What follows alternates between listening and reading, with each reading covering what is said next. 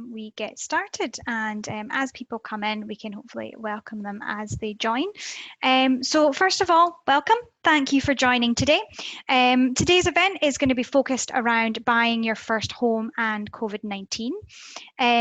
What I'll start with is just kind of giving you a brief introduction of how things are going to work on the call, and then I'll pass over to my colleagues. So in terms of who we have on the call today, you have myself. So my name is Abby. I work at ESPC. And I'm going to be the host for the call today, so I'll hopefully be keeping all of our panel right. We've also got my colleague Claire Flynn, who works at ESPC, and she's going to be giving us an overview of kind of everything that's been happening in the property market over the last couple of months, which has been quite a lot. And then on our panel today, we have David Lauder, who is from ESPC Mortgages, and he is a mortgage advisor. And then we also have Kevin McCluskey, who is a solicitor at one of our member firms. So we will be putting them on the spot a bit later on. So in terms of how things will work today, we will start with that overview from Claire, and she'll kind of give us a rundown of everything that's been happening. We will then move on to the Q&A section. So thank you very, very much for everybody who submitted questions. It was really, really interesting to kind of hear the common themes around the types of things that you are looking to find out. We have focused on the questions that were kind of the most common ones coming up. We've not managed to answer maybe some of the more niche questions, but I would really, really encourage you to get in touch with us if you do have a more specific question, and either one of us can answer it or we can put you in touch with one of our property experts. So once we've done kind of our Q&A of our pre-submitted questions, what we'll then do is we will open up the floor, and you'll be able to see a little Q&A box down kind of at the bottom of Zoom. And what we will do is we will welcome all your questions during the event. And at the end, if we have time, we will do a quick fire round and put David and Kevin on the spot, and then ask them to kind of answer your additional questions that you have submitted. Now, there's lots of information that we will be sharing today, and it's just to let you know that we are kind of here to help afterwards. So if there's something that comes up that you don't quite understand, or you'd like to speak to somebody further about it, then please do get in touch with us. So to confirm, we are in a webinar format within Zoom. So it means that you can see and hear us, but we cannot see or hear you. The best way for you to communicate with us during the event is by putting any questions in that little Q&A box for us to see. Now, if we were in our info centre, I would normally do a fire drill at this point, but obviously we are at home. Hopefully there's not going to be a fire alarm go off in my flat. But what I will do is I'll let you know our internet fire drill. So if my internet does go down, my colleague Claire will step in and help host the event. And if one of our panellists has problems with their internet, we'll pause on that question, give them a chance to reconnect, and then we will revisit that question later on just to try and give you guys the most information that we possibly can. But that's everything from me just now. What I will do in the meantime is pass over to my colleague Claire. Thank you, Abby. So as Abby said, I'm just going to be doing a little bit of an overview over the past sort of 6 months in the Scottish property market, and obviously focusing on the impact of COVID-19. So if we take ourselves back to January of this year, which probably seems like a while ago now to most people, the market in Scotland got off to a really good start to the year. We were seeing a lot of activity, both homes selling well, but also more homes coming to market, which is always, it's good news for buyers. It means more choice. And that high level of activity continued throughout February and into the start of March. And then mid-March, COVID-19 hit and lockdown restrictions came into place in the UK. And these restrictions had a significant impact on the Scottish market. Certain activities that activities across daily life were impacted, and including those that you would associate with buying a home, such as going to view a property and also moving house. House moves were advised against unless they were deemed reasonably necessary. So very quickly we had a significant impact on the market, and in particular the property sales volume and the number of homes coming to market started to decline, and declined to much lower levels than we would expect for that time of year normally, just due to these restrictions in place.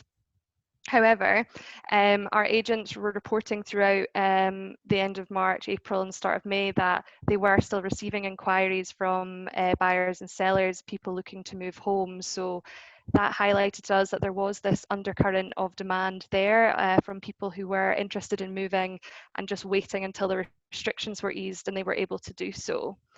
And then we get to around mid-May and the English property market reopened, restrictions down south were relaxed, and that was when we really started to notice a significant increase in certain activities such as viewing requests, home report downloads and web traffic. And these are all quite good indicators of buyer engagement. So this highlighted to us that although the restrictions hadn't been eased up here, the news of the English market reopening gave Scottish buyers a bit more confidence that things would start to relax up here, and that spurred them on with their house search. And again, it kind of emphasised that demand that was building to move home when restrictions were relaxed. And at that point, we were still 6 weeks away from restrictions being relaxed in Scotland. But those activity levels that I met, such as the viewing requests and things that I mentioned, they continued to build throughout the end of May and throughout June. So highlighting that pent-up demand was really growing and growing. And even since restrictions were relaxed on the 29th of June, when things like physical property viewings began to be allowed again and house moves were allowed again, we have seen activity continuing to increase. And we've actually seen metrics such as viewing requests, home report downloads and web traffic, the levels they've reached have well exceeded pre-COVID-19 levels. So it really highlights that sort of built up demand that has gone on over the last few months. And it means that there's high levels of activity now that restrictions have been relaxed as well. Since restrictions were relaxed, there's been a couple of more developments as well, announcements by the government in order to support the Scottish property market. One of these is relating to Scottish property tax, land and building transaction tax, or LBTT. The nil value threshold has been raised to £250,000, and that came into effect on the 15th of July. And I know that Kevin will be going into that in more detail later and answering a question on that. Another change that the government announced was that they would be investing £50 million into the First Home Fund, which is a scheme to help first-time buyers with their deposit. Again, that's something that we'll be going into in more detail later on in the event as well. So both of those topics will be covered more later on. It is worth noting that while restrictions on the Scottish property market have been relaxed and we're seeing these strong levels of activity now, the process of buying a house is different to before COVID-19. There are some key differences that you should be aware of when you're searching for your new home. For example, open viewings are no longer permitted. Viewings must be done by appointment only. And the government advised as well that you should view a property virtually in the first instance if there is a virtual viewing option available. And you should do that before progressing to a physical property viewing. Also, if you are engaging in face-to-face contact at any point in the house buying process with another household, you should follow government guidance on hand washing, social distancing, respiratory hygiene and face coverings. I know you'll likely have heard those terms a lot in the last little while, and all that guidance is available on the Scottish Government website. They have a guidance on house moves specifically, and then they link off to guidance about sort of social distancing and things as well, so you can find all that information there. We also have a lot of web content on espc.com referring to that links to that guidance as well. One of the things the government does advise is that if you are thinking of buying a house, you should speak to a solicitor, and I can't advise that enough. It's at this time when things are different to before, it's more important than ever to get expert advice from a solicitor who can advise you about the buying process, advise you on the market situation, and also on the latest guidance from the government. So I think that is definitely good advice. And I would say the same when it comes to the mortgage side of things. The situation with UK lending is also different to before COVID-19, which again, I know David will be going into more detail with later in the event. But it's more important than ever to get expert advice on the mortgage side of things from an independent mortgage advisor. So that is my overview of the last 6 months. So I'll pass back to Abby now for her to continue with the Q&A section of the event. Perfect. Thank you very much for that, Claire. So before we fire into the Q&A, what I would actually like to do is kind of turn things around a little bit and ask you guys a question. So I'm just going to, well, sorry, 2 questions. I'm just going to launch a poll. So we've got two questions here that I'd be really interested in hearing your thoughts on. So the first one is, how has COVID-19 affected your plans to buy a home? And the second one is, what is holding you back from buying your first home? So hopefully this will help us be able to make sure we're answering questions for you guys in the right way. And if there's any further information we need to give you after the event as well. Now, what I would say, I hosted an event last week and I managed to get 85% of people to complete the poll. So I've kind of set myself a little challenge to be able to get over 85%. So we're currently sitting at 15%. So I'm going to be honest, it's not looking great so far, but hopefully that will start. Oh, we're at 25%. We're creeping up. But yeah, and once we've got all the answers in as well, what I'll be doing is I can share them so you guys can see them, just so you can see whether some other first-time buyers are having similar kind of thoughts to you as well. Oh, we're 80%, or maybe 85. Moment of truth. Is someone going to make my day and get it over 90%? There we go. Day achieved. Nothing else needs to be done today. Cool. So I think we've probably got the amount, kind of the most answers we're going to get in. So I'm just going to end that just now, and I will share the results with you guys so you can see them as well. So, excuse me, sorry. For our first question, which was, how has COVID-19 affected your plans to buy a home? So it looks like it's quite evenly spread, but the majority of people are saying they were planning to buy, but they've put plans on hold. So hopefully we can give you some information today that'll mean that those plans can maybe start moving forward again. It's quite interesting to see as well that there was some people who weren't planning to buy before COVID-19, but are now. I wonder, maybe that's people been living with parents and decided that they don't want to be locked down with parents anymore. Who knows? And let's have a wee look at what is holding you back from buying your first home. So overwhelmingly here, it's a case of people saying they're uncertain about whether now is a good time to buy. So again, hopefully that is something that we can kind of address today in the event, and we can give you a little bit more certainty around some of the things that are happening. So thank you very, very much for answering that for me. So what I'm going to do is I'm going to ask both of our panelists to unmute if they can, and then we're going to fire into our Q&A. So David, you are up first, and our first question is, what % deposit will I now need to purchase a property?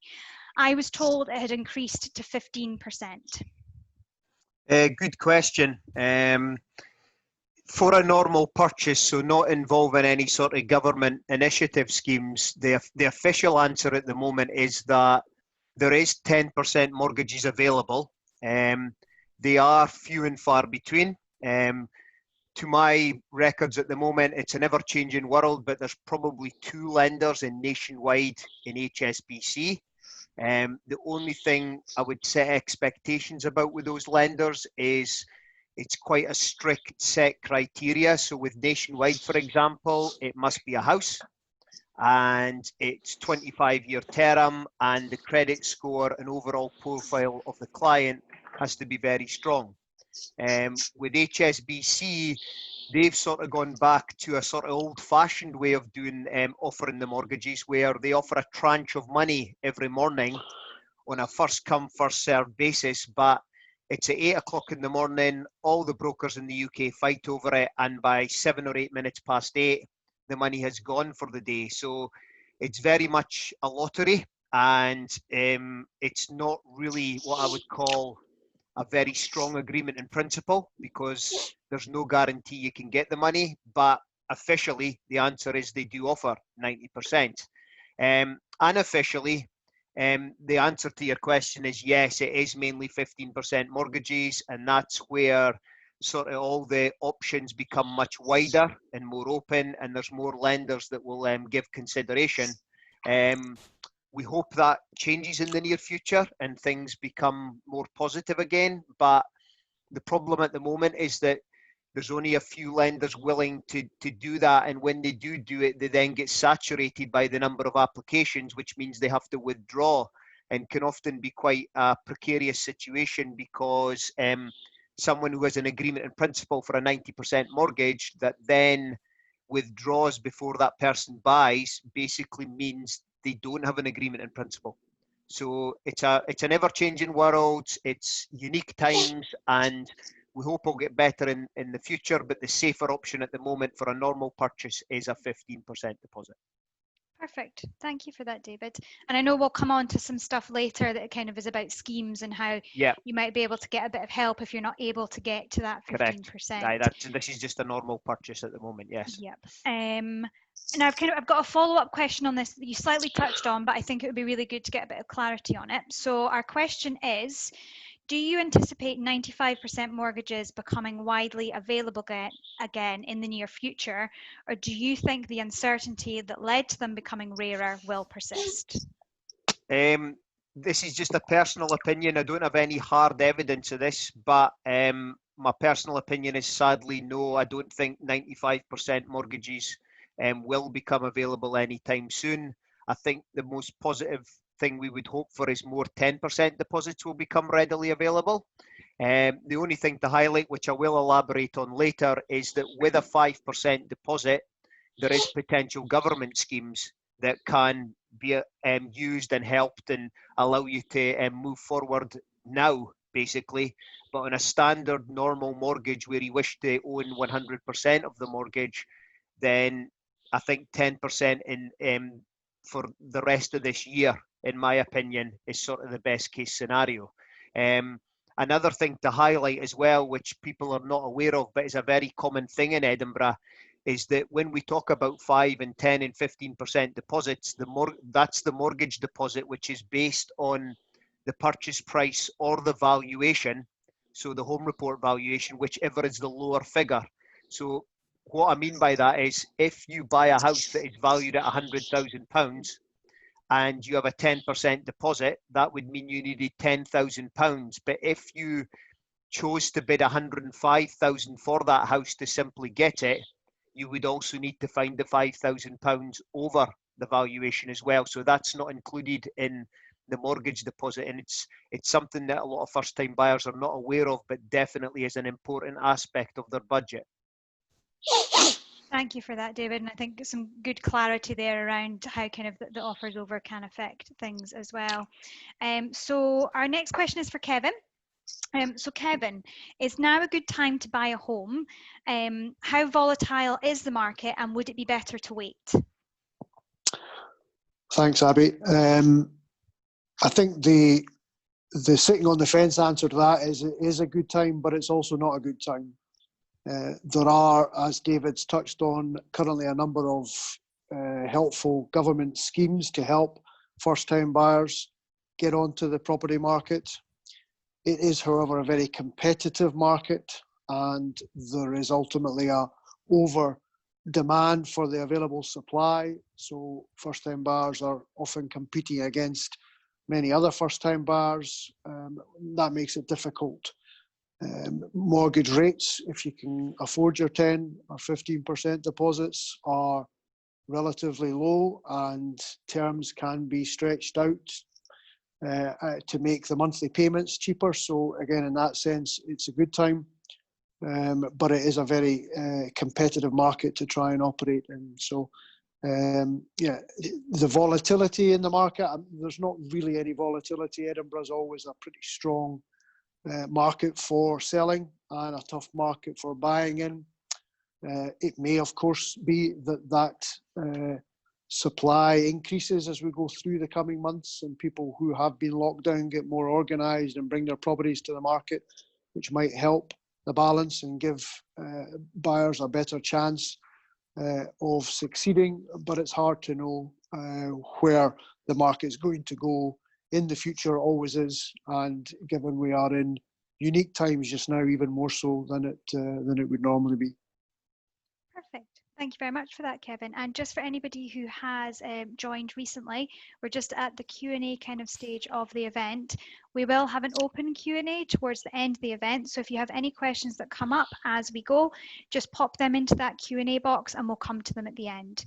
Okay, so on to our next pre-submitted question. So this one's for Kevin. Kevin, how much over the asking price should you be prepared to go? So the answer to that is that you should be prepared to go as much as you can afford to go. as David's touched on, it is often in a competitive market necessary to offer over value, and it's more important when you're looking at property that you focus on the value rather than the asking price. The asking price is just a random number that's picked by the agent and the client, typically up to 5% below the actual value. And as David said, the value gives you your lending, and you need to look to be able to try, if you can, to come up with the best price that you have that allows you to pay as much over the value as you'll need to, assuming it's a competitive situation. It may be that it's not, depending what you're looking at and how quickly you manage to get in to see it. And if it's not, then you would rely on your solicitor to advise you. But this is a market that generally involves you having to make your best bid to have the best chance of success. Perfect. Thank you for that, Kevin. And I know that a solicitor will kind of be able to guide people along the way of how much they might have to go over for each individual property in each individual case. That's right. So our next question is kind of around that theme. So this one's for Kevin as well. At the closing date, is it always the highest offer that wins, or are buyers' circumstances taken into account? It's typically the highest offer that wins, but circumstances are definitely taken into account. As a first-time buyer, bidding for what we would describe as typical first-time buyer property, the chances are you'll be competing against others in the same situation to yourself. So it's often in that scenario unlikely that your no property to sell, mortgage agreed in principle, staying with parents or in rented accommodation is going to give you an edge. But equally, it's unlikely to be detrimental to your chances of succeeding. But most sellers are in it to get the best price. So that's typically what happens. Okay, thank you for that. So we're moving back to David. So David, how do you apply for the first home fund, and at what point in the process do you need to start the application? And then also, how long does it take to get it approved? So you actually apply for the first home fund only once you've got a verbal offer accepted on a property. So you've got a property to attach that application to. There is a link on the First Home Fund Link Housing website which would guide you on that. However, if you're using a mortgage broker, they will also guide you on the link and can potentially help you with the application as well. When you are at the outset of getting your mortgage finance in place for an agreement in principle, you should factor that into the agreement in principle if you're wanting to use it, and it can be topped up on top of like a 5% deposit. They can potentially give you up to £25,000 that will then be added to your deposit to allow you to have at least, for example, a 15% deposit. You apply when you've got your offer verbally accepted.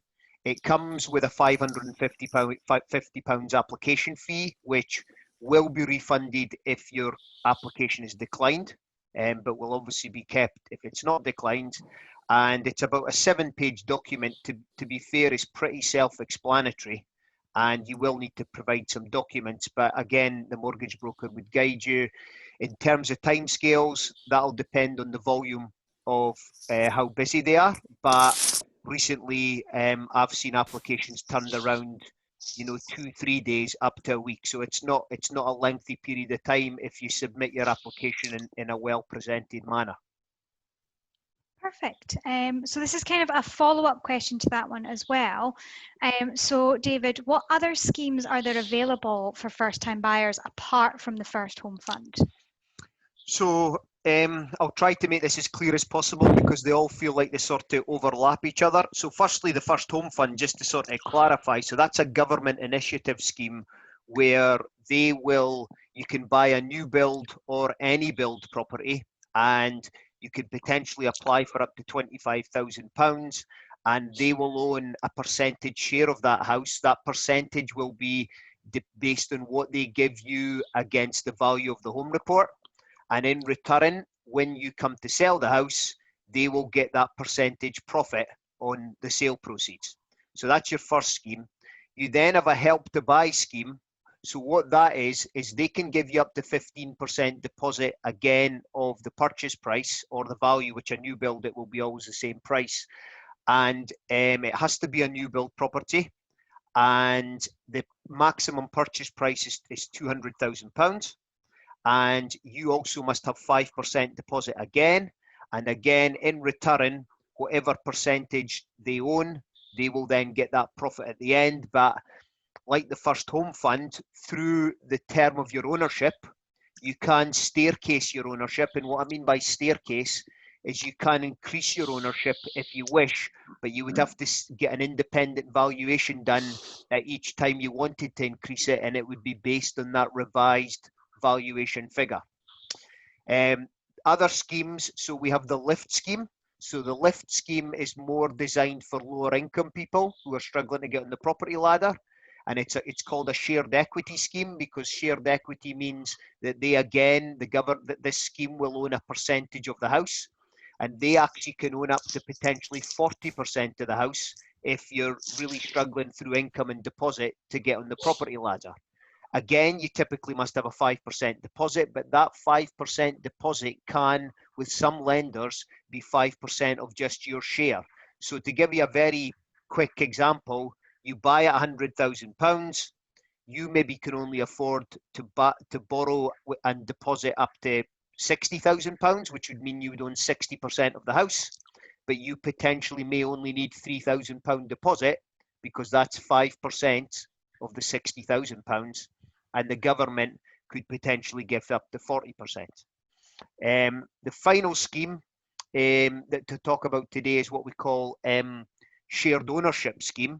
So shared ownership is what I would classify a very small step on the property ladder, where you typically can own a quarter share of the property or a half share of the property. So you buy for maybe the property's maybe worth £200,000, but you maybe only buy £50,000 of that property.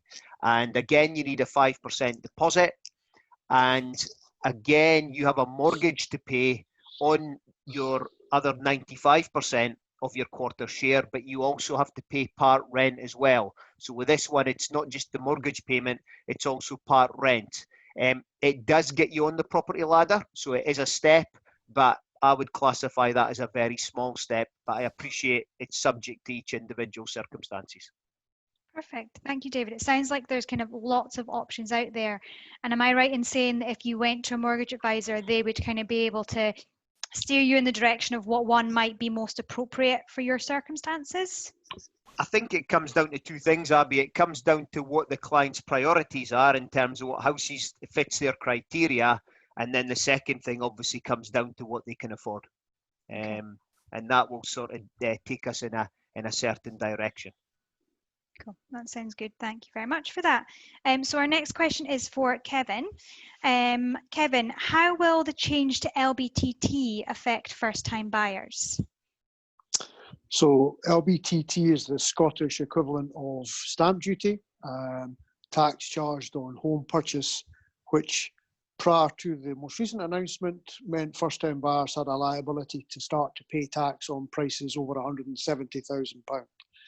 The increase the government have introduced to March next year is to £250,000.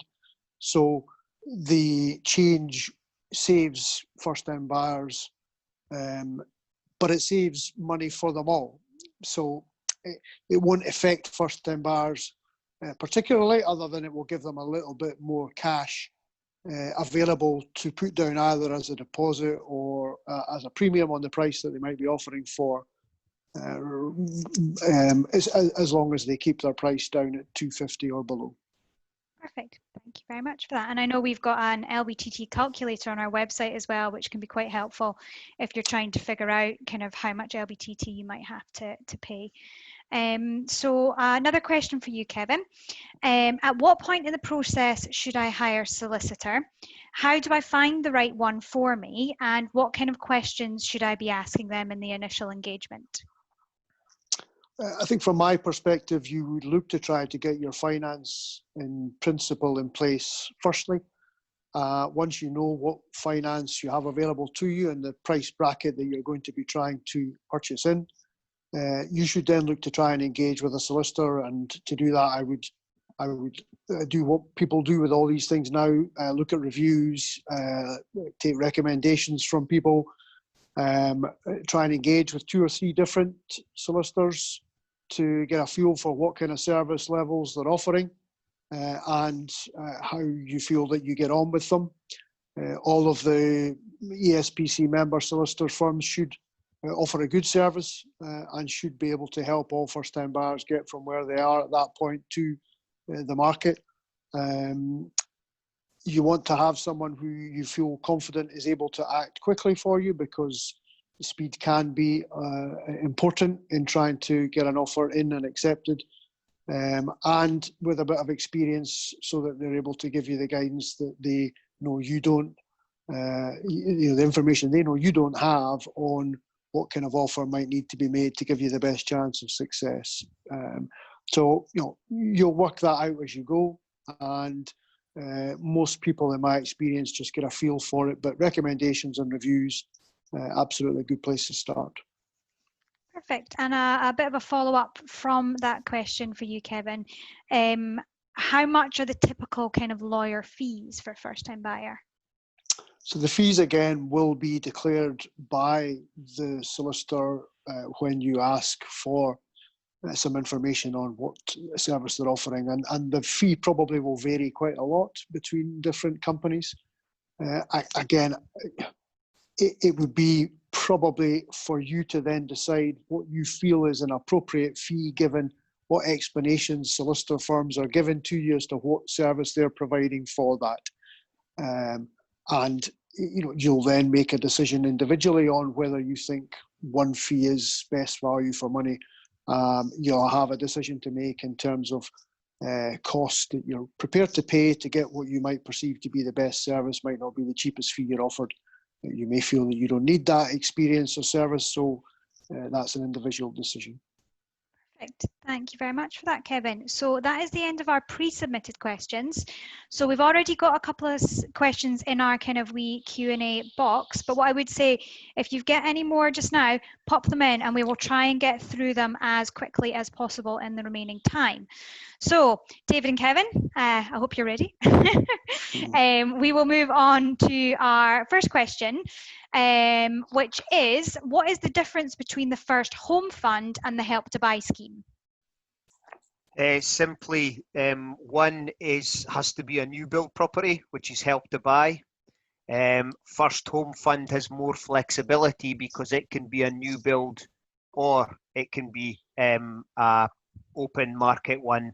And what I mean by open market is any property basically that is more than 2 years old. Perfect. Thank you very much. So our next question is it a good idea to consider new developments, so as in kind of new builds, as a first-time buyer, since the developers kind of have a one-stop service and the flats are brand new without needing any additional work? I don't think a mortgage advisor or a solicitor can answer that. It depends on the individual. There's no reason why you wouldn't, as a first-time buyer, buy a modern or not yet built property. There are certainly advantages to it. The prices tend to be fixed, so you don't have to worry about the bidding process, but it will depend on what you're looking for as an individual. Some will be happy to do that, others not so. Thank you for that. So our next one is, what are your legal obligations once you've had an offer accepted on a property? How is this affected if you're relying on the first home fund for part of your deposit? When your offer is made, the offer is made subject to the finalisation of the finance that you have in principle at the point of offering agreed. So your legal obligations are none. And if there are issues with your financial applications that you didn't anticipate or expect, that means that ultimately you can't finance that. Your solicitor should keep you right and make sure that you're not committed legally into anything until you're satisfied the finance is there. Perfect. Thank you very much for that. Sorry, I'm just quickly scrolling through our questions.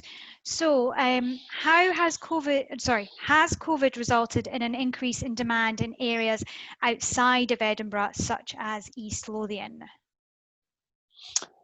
I think the demand has been mirrored across the Lothians as it would have been pre-COVID. The strong and typically most competitive parts of Edinburgh and the Lothians remain so. So the market lockdown, of course, in East Lothian or any other part of the Lothians has been the same for everywhere, and yeah, the return to market has increased demand in other areas, not always as much as it has in certain parts of Edinburgh, but that would have been pre-COVID the position anyway. Perfect, thank you very much. And our final question is, for the first home fund, is there an upper threshold? If you're above this, do you qualify for any sort of help? So different mortgage lenders have different thresholds. Typically the sort of normal one is £250,000. There is a couple of lenders in the marketplace that may go up to £300,000 as a maximum, but that is the ceiling point, and that would be beyond that. No, to my knowledge, there isn't any sort of other help, and the more you want beyond 250, the less options you will have. I would say 250 is where the lenders that support this type of scheme are more available. Perfect, thank you very much. Now, I'm sure we could kind of sit here all day and answer lots of questions, but I'm just aware of our time. So kind of we'll end that part of the Q&A there. But if you do have any other questions that we've not managed to answer, please do get in touch. I know there's kind of been a lot of things that we've covered today, so I just wanted to highlight as well that we do have a lot of informational content on our website, on our social media.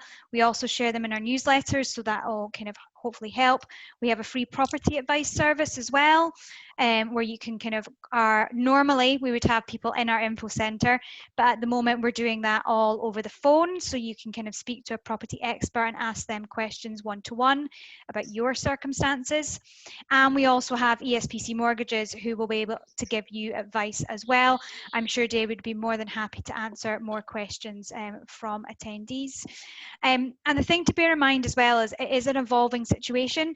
So it's probably good to keep an eye on kind of our website and on the news and how things might be changing. We keep a very close eye on things, and we update things on our website as quickly as we can when things are announced by the government. But yeah, it's just a case of being aware of any changes that do happen. And we are here to help in any way we can. We realise that there's kind of a lot of changes happening, especially for first-time buyers as well at the moment. So I would say please do reach out if you have any other questions or there's any way that we can help. The only thing I have to end with is to say thank you very much for joining today. I hope you have found it useful. We do have a little feedback survey that you'll hopefully get a link to when I end the call. We would really appreciate any feedback you can give us. It means that we can then hopefully make the event even better in the future. But yeah, thank you very much for joining, and best of luck with your move. Take care, everyone. Bye.